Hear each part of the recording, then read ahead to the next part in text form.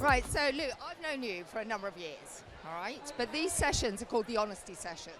So this is about understanding a little bit more about you. Well, I'm going to be very honest, my love. Super, super honest. Be honest. That's what we want. This is what these people want. That's why they're here. Coming for you, girls. And what we're going to do is look back, give us a potted history of your career in this industry. Okay, yeah, sure. So I went to uni and studied modern European languages, right? And I came from an African background, and my dad's a lawyer, and my dad was a doctor, sorry. My sister's a lawyer, my mum was a civil servant. So when I told them I was going to go to university to study modern European languages, they were already vexed. They were already annoyed, right?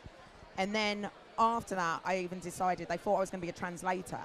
And I was like, no, translation's really boring. So I was like, I don't want to be a translator. So I went to the back of the Guardian and I entered an ad, and it was when you actually had to send in your actual CV, right? Not a CV. Yeah, like literally physical. Paper. Physical. I wrote it, yeah? And I wrote a covering letter, wrote it with my own hands and a fountain pen, man. Fountain pen. And I sent it in the post, and I looked at the mat every day hoping that somebody would write back.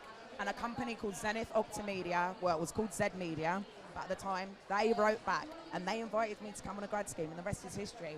From that, I've moved. I was agency side for 7 years. I've worked at Mediacom, Zenith, Zed, Havas, MPG Media Contacts. I'm showing my age now. And then I went sales side, worked at AOL, the Huffington Post. I launched the Huffington Post Style and Parents in the UK.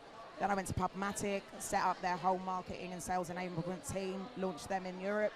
Then I went to Unruly, and I was the global marketing director of Unruly when News UK sold them to Tremor Video during the pandemic. And then I took my motherfucking money and I set up my own marketing consultancy. So now I run my own business.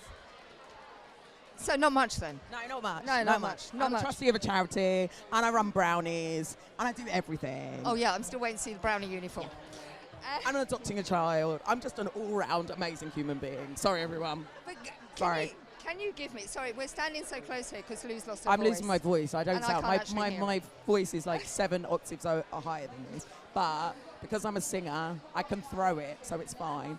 But that's why we're standing so close. I love Lisa as well, but that's why we're standing so close. Can you give me a couple of key moments that have contributed to your success? Yeah, definitely. So what I would say is, and it's something that I always try and do, is pay it forward. There's been strong women in my network and who I've worked for, but also some very strong men as well that have advocated for me and advocated for my rights. Ellie Edwards-Scott has always had my back. She found me. I was in Mediacom. I was depressed. I was lonely. No one was listening to me. I was frustrated. And she saw me and she was like, you, come with me. And then I've been with her ever since.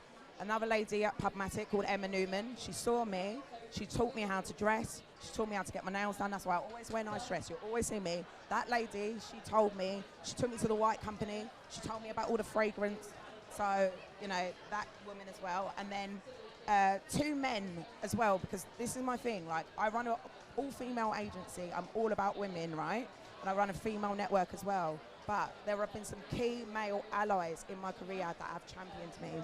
So Jamie McCloskey, who used to be the work at AOL, but he now set up his own business called Love Corn. He's the founder of Love Corn. Buy Love Corn. If you see Love Corn in the shop, buy it, man. I've got some in my bag. He's a nice man. Because I couldn't get any food here. And he was the one who plucked me from Mediacom and supported me.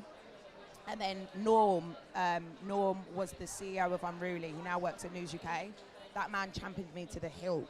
He would like put me in front of Rupert Murdoch and Rebecca Brooks and be like, Lou can present. And I'll be like, me? What, me? You want me?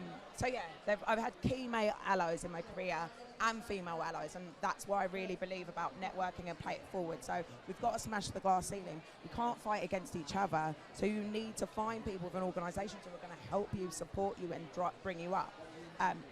Not everybody is going to do that, because some people just about their own position. But if you find someone, try and make a connection. I don't feel any way about going onto LinkedIn and being like, oh, I met you at this event in 2015. You're not going to remember me, but I need to have a coffee with you. I don't feel any way about doing that. So do that. So it's so close, I'm now stepping on her. Sorry, my love. That's my bottom. Oh, again. So if I say to you mentorship, allyship, sponsorship, I mean, in your career, you've had That's all so- of that throughout. Yeah, I've had so much of it, and it's really important to me. That's why my business is actually built around sponsoring and mentoring. So we're an all-female team. I get people in, like that lovely lady over there. She works with me, but we also coach her to build her own business. Yep. One day she is going to leave me. I told her it the other day. You're going to leave me. She was like, no, I'm not. I'm like, yes, you are, because I am building you up to build your own business and your own brand. You cannot stay with me.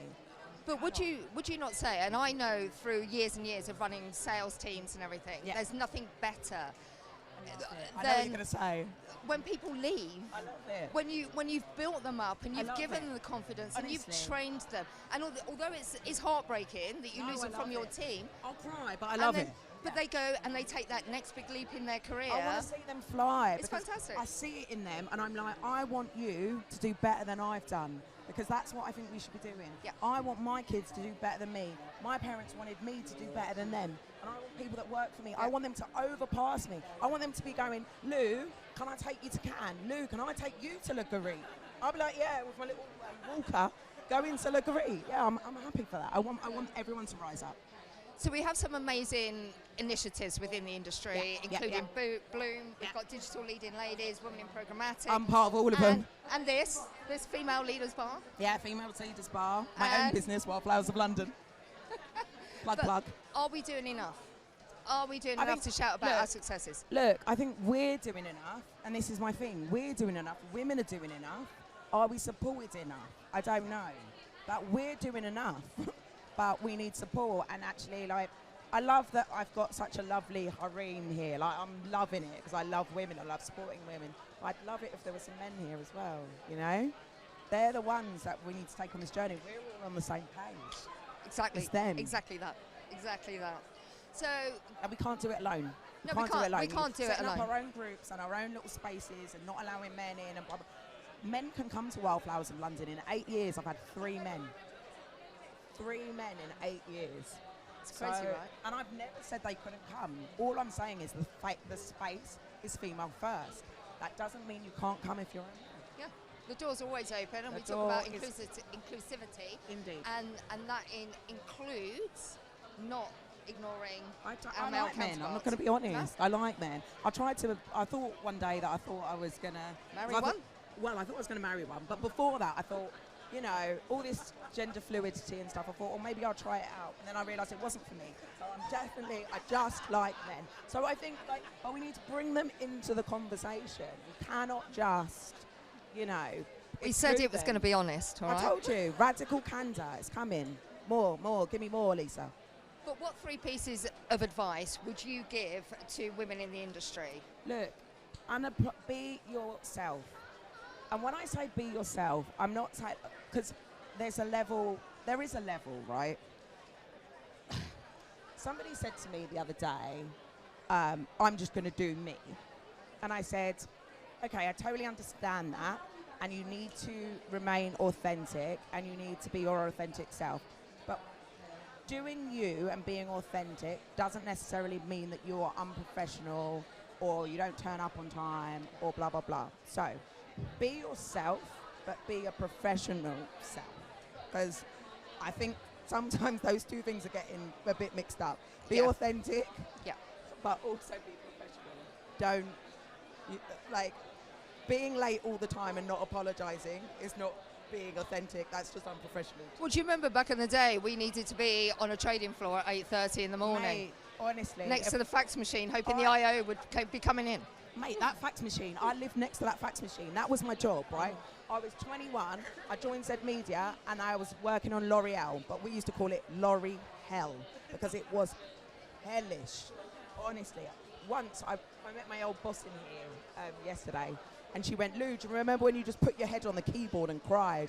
And I went, yeah, because it was 8 o'clock at night, and someone came up to me, a planner came out to me and said, can you do a report?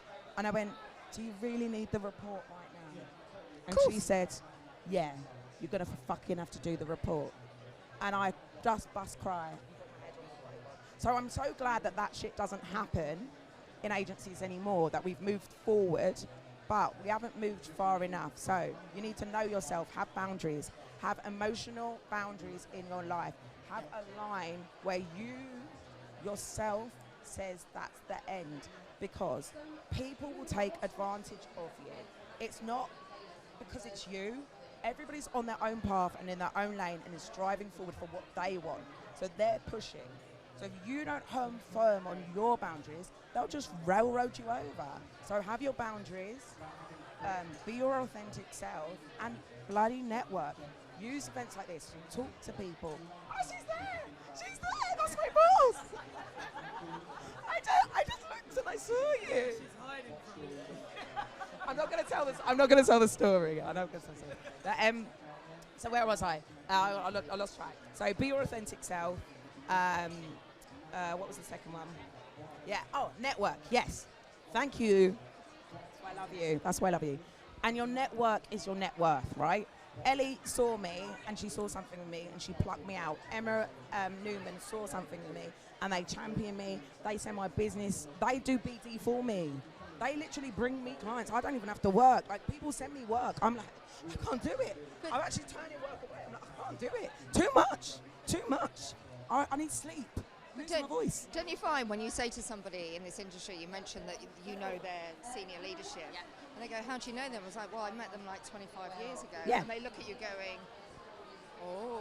I know, well, no And one I'm ever like, believes yeah, my okay. age, everyone, but I've been in this industry for at least 19 years. I'm getting to level third. I'm at level 39. Next year I'll be at level 40. Quick, sorry, I love a chat. That's why I've lost my voice. Quick interlude. If you start This is why referring I'm to doing your this panel, age right? as levels, it feels so much better. Level 39, yeah. Level 44, whoa. Don't go level Level 42. 66, hello. Sounds so much better. Sounds so much better. So if you were to wind back the clock and you were starting in the industry today, What? Yeah. what 3 bits of advice would you give? Oh dear. Well, okay. Don't. What That do was old school I know, media. I know. What do I want to say that's going to be a good snapshot? No. On a serious note, I would have spoken up more. I was very, very quiet sometimes. But to do you think there's a boundary there? Because back to your point Yeah. about staying professional, Yeah. is, you can Yeah. raise your voice or you can put your voice on the table, but there are still people in this industry that do revere on that. No, I get that. I think the way that I was looking at it is sometimes I had ideas and I had things in my head. Yeah. And I would just not say them because I thought they were dumb, or I thought, I don't know, I didn't have confidence in myself. I've done a lot of work, and I've got a lot more confidence in myself, so I wouldn't speak out. So there's that. Yeah. Then the second thing that you were kind of going on to, like, I've lost my voice, but I've lost my voice through talking. I don't shout. It's something actually that, like, through stuff that happened to me when I was a child and stuff like that, I hate confrontation and I hate people shouting at me. Like, you know what happened yesterday. I hate people shouting at me. It's something that you start shouting at me and, like, I can go into a meltdown. So my thing is that you have to be able to communicate without shouting, without swearing, and be able to get your point across people in a professional Very manner. much. Very much. So I get what you mean, but the speaking out I was talking about was more like Yeah, no, absolutely. confidence. I think as an industry we've got better at building people's confidence, think but we I have. do think there's still people left in the room that are still slightly afraid. There's so many people that are Yeah. afraid. There's so many people. I'm going to give you an example. Some people here, they're going to know what it was like. They had a manager come in, a female manager, at a company that I consulted for. And this female manager was bullying girls in that company. And I could see it as a consultant. And I wasn't having it. So I went to the girls and I said, what's going on here? And they told me all this shit.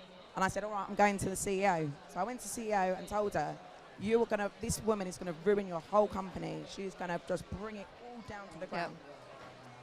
And the CEO was like, okay, but she kind of fobbed me off a bit. So I thought, all right then. Then we were on a conference call and the woman came for me. And that day, I just said to her, I literally said on the call, I was on the call, and I thought, I'm not going to kick up a fuss on the call, but you could tell I was not impressed, because I just turned my face to the camera and was like that. And I counted to 10. And I counted, like, you could see I was doing something. I was like, 10, 9, 8, 7, 6, because I had to really, and that's it, you have to be able to regulate your emotions. And I went to the CEO and I said, look, I'm really sorry, but this contract is now going to go to an end. Like, we're cutting ties. And she was like, Lou, why? And I told her, because you have someone in your business who's toxic. She's a woman and she's bullying people and they are too afraid to tell you. I've asked them and they say there's not a problem. I said, they're not going to tell you. They've all told me. So go and ask them again and ask them again and tell them that there will be no repercussions if they tell you the truth. Yeah. They are not telling you because they're scared they will lose your jobs. They're telling me and asking me to help them. I said, I am so dead against this. I don't even care about this contract. I don't care about the retainer. I will not work for a company where I watch bullying going in place and I come to you as a female to tell you and you ignore me. Then that's it. I don't want anything to do with it. I don't care about that. I love a story. That's why I can't speak. No, I mean, I can remember back in the day when I first went into management and I worked in the press floor. Yeah. And press and TV. But all my bosses had been female, and I then had a male boss. Yeah. And when I was promoted, and I said to him, I'm petrified. I said, I've got people's careers that I've got to manage. I've got to build these people up. I don't know I'm equipped to do it. I was the youngest person they'd ever promoted. And he said, look at every shit boss you've ever had. And I'm like, they're all women. Oh no, they're all women. They're all women. And he said, pick it up, screw it up, chuck it in the dustbin, and then just take the good bits out, which is what I did. And that's, you know what I was saying earlier about, like, we all have to work together. We do. It's not male, it's not female. It's all of us collectively working together. We all live on this planet together. We've all got to coexist together with the animals as well. I love animals. You know, so we cannot just work in silos. It's not going to work. No. We have to come together and find a way that works for everybody. We have to, like, you know what, if I could, my surname is originally from Scandinavia, the Nordics. If I could move there, I would, because they have really good principles about, like, what they do with children and how they support women in work and how they do that. And I think if we could bring some of that philosophy and have men that would also take years of paternity leave and stuff like that. Like, it's unfortunate, even if we have this lovely lounge and we're all pushing forward, we still need to bring men on that journey. We're just not going to move forward if we don't include them. No, I absolutely agree with you. Well, Lou, it's been a pleasure. Oh, now is the end. Well, unless there's anything else you want to add. No. Are you going to sing for us? No, I'm not going to sing with my voice, because it won't be very nice today. But all I'm going to say is, like, bloom like a wildflower. Like, you've talked about the reason why I started my business and why I called it Wildflowers of London, because there was a quote and it really resonated with me. And the quote is, like wildflowers, grow in all the places that people never thought you would. And that's all I've got to say. Thank you very much. Amazing. Thanks, Lou.